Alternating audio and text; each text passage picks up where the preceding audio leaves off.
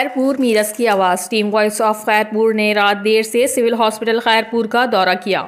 तफसीली रिपोर्ट के मुताबिक खैरपुर की समाजी तंजीम वॉइस ऑफ खैरपुर की टीम ने फयाज खमसियानी की क़यादत में अचानक रात के वक्त सिविल अस्पताल खैरपुर का विजिट किया। एमरजेंसी में लाए गए मरीजों से मसाइल पूछे। कुछ मरीजों के वर्सा ने बताया कि कुछ घंटों से एमरजेंसी वार्ड में लाया गया है, मगर सिविल हॉस्पिटल के एमरजेंसी वार्ड में बुखार की छोटी इंजेक्शन भी नहीं देते। वॉइस ऑफ खैरपुर की टीम ने डॉक्टर की चेयर पर बैठे बंदे से मालूम किया कि आप डॉक्टर हैं।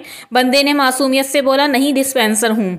वॉइस ऑफ खैरपुर की टीम का कहना था कि जैसे ही हम एमरजेंसी वार्ड में दाखिल हुए, उस वक्त बोर्ड पर नाइट में मौजूद डॉक्टरों के नाम लिखे हुए थे, जो जल्द मिटा दिए गए। क्राइम रिपोर्टर अली गुल खोकर, CCN न्यूज़।